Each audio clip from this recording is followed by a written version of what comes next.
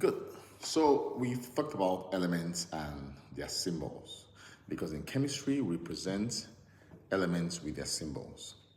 So I'm going to talk about something else very, very important in chemistry. It's called chemical equations. We represent reactions most or even all the time in chemistry with chemical equation. A chemical equation, we have a left-hand side and the right-hand side, separated by an arrow pointing towards the right-hand side. The left-hand side of a chemical equation are called the reactants, while the right-hand side of the chemical equation are called products. A chemical equation works with the law of conservation of mass, which states that no atoms are lost or made during a chemical reaction. So the total mass of the product should always be equal to the total mass of the reactant, which means the number of atoms of the reactant must always balance with the number of atoms of the product. So let's go. Let's take an example. Say you say hydrogen atom reacts with oxygen atom to form water.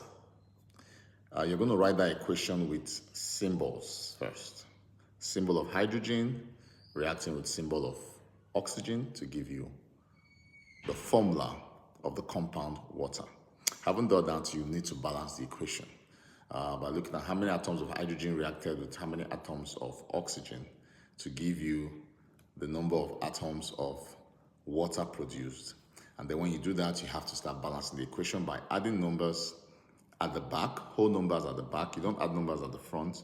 If you're going to add any number to balance, it has to be at the back and at the front. So if you take an example of, let's say, if I write here, hydrogen, which is represented by its molecular formula H2, reacts with oxygen, represented with its molecular formula O2, gives you H2O.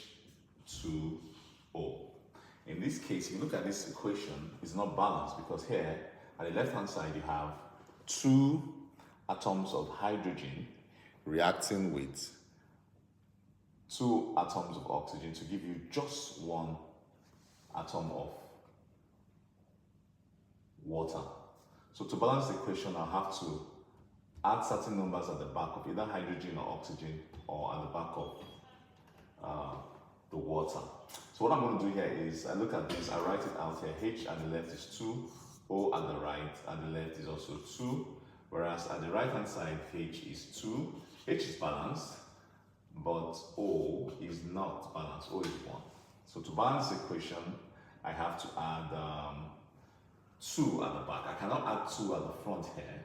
No, that's not allowed. You add 2 at the back. When I add 2 at the back, it's going to affect the number of hydrogen atoms. So hydrogen will change to 4 and oxygen now becomes 2. At the right hand side, hydrogen has changed, which means we'll have to also alter the number of atoms on the left hand side. So to do that, I'm going to add 2 at the back of hydrogen. So that gives me 4 hydrogen. So now this equation is balanced. So if I'm going to read this out to you, it's going to be said to be 2 molecules of hydrogen react to just 1 molecule of oxygen to give you 2 molecules of water. All right, so there are many other examples. We'll look at that in subsequent classes. So that's the video for today. I'll see you again. Bye-bye.